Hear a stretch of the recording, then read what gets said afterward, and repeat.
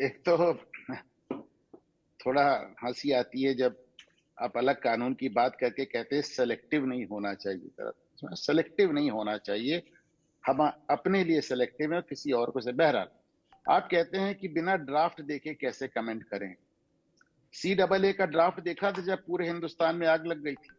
सरकार यही कहती रही कि साहब अभी तक ड्राफ्ट ही नहीं आया है, और पूरे हिंदुस्तान में आग लग गई। किसने देखा था CAA का ड्राफ्ट? सरकार कहती रही कि इसमें किसी की नागरिकता जाने का कोई खतरा नहीं है, किसी ने ड्राफ्ट नहीं देखा। पूरे देश में प्रदर्शन, धरना, तमाशा।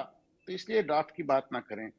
दूसरी बात, जब आप कहते हैं संविधान हमको अधिकार देता है, तो फिर संविधान अगर CAA बनाता है तो वो नहीं मानेंगे।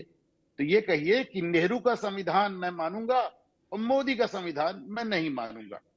अच्छा, ये जो एक आप कहते हैं कि साहब उस मुसलमान होने के नाते हम शरीयत से अलग जाके कानून नहीं मान सकते। पूरे पश्चिमी मुल्कों में कैसे मान रहे हैं भाई?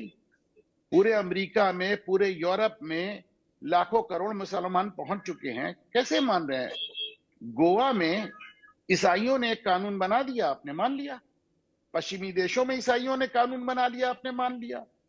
इजराइल में 20% पॉपुलेशन मुसलमान है। सवाल है, यही सवाल। मुझे बोलने जी दीजिए जी पंकज जी। जी। मुझे इजराइल में 20% पॉपुलेशन मुसलमान है, पर यहूदियों ने कानून बनाया, आपने मान लिया। रूस में वामपंथियों ने कानून बनाया, आपने मान लिया।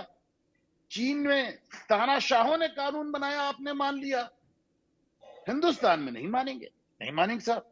अब आप देखें, इस्लामी मुल्कों में आप जाते हैं, क्या हक मिलता है आपको? आप बताएं, 1 करोड़ आदमी इस समय खाड़ी के मुल्कों में काम कर रहा है हिंदुस्तान से, 1 करोड़, और उसमें 90% से ज्यादा मुसलमान हैं। आप उनकी लड़कियों से शादी नहीं कर सकते, आप वहां की नागरिकता नहीं ले सकते।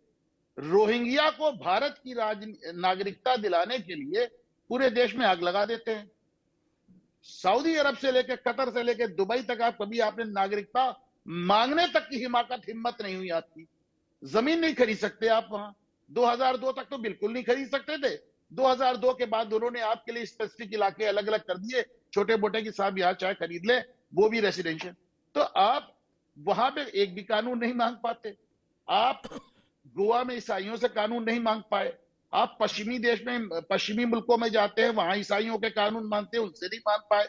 इसराइल में आप यहूदियों से नहीं मांग पाए, रूस में आप वामपंथियों से नहीं मांग पाए, चीन में आप तानाशाहों से नहीं मांग पाए, और इस्लामी मुल्कों में अपने बिरादरों से कानून नहीं मांग पाए अपने लिए कि साहब हमको सिटीजनशिप दो, हमको यहाँ की लड़कियों से शादी करने दो, हमको प्रॉपर्टी खरीदने दो, हमको अपने हिसाब से बिजनेस चलाने दो।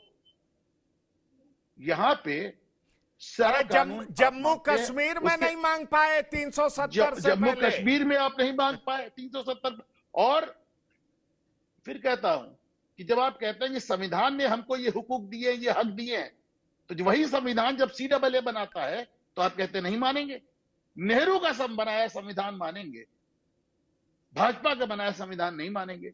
और उसके बाद तुर्रा ये भी कि सेलेक्टिव नहीं होना चाहिए। सबसे मजेदार बात तो मुझे यही लगी कि सेलेक्टिव नहीं होना चाहिए। आप कितना सेलेक्टिव खुद हैं आप देखें। फिर से दोहरा दूं, मुल्क आपको सेकुलर चाहिए, कानून मजहबी चाहिए। कानून में भी क्रिमिनल लॉ आपको सेकुलर चाहिए और सिविल लॉ आपको मजहबी चाहिए। पश्चिमी देशों में आप उनके कानून से रहेंगे, यहां आप अपने कानून चाहते हैं। इस्लामी मुल्कों में आपको कोई हुकूक नहीं है, यहां पे आप अपने हुकूक भी उस तरह डिफाइन करते हैं कि फलानी सरकार का दिए हुए हक मानूंगा और इस सरकार का दिया हुआ नहीं मानूंगा। और उसके बाद ये भी डायलॉग है कि सिलेक्टिव नहीं होना चाहिए। सिलेक्टिव शब्द के मायने भी आज तय कर दिए जान पंकज भाई। बिल्कुल, मैं चाहूंगा खुर्शीद साहब जवाब दें, फिर मैं आऊंगा अरविंद जी आपके पास। मैं चाहूंगा इस बात का जवाब दें खुर्शीद साहब। हाँ बिल्कुल जवाब देंगे जी। देखिए ऐसा है कि एक तो हम लोगों ने इस मुल्क की आजादी के अंदर बराबर की हिस्सेदारी है हमारी। हम लोगों ने, जो आप पश्चिम की बात करते हैं और हमारे, उसमें हम लोगों का कोई योगदान नहीं।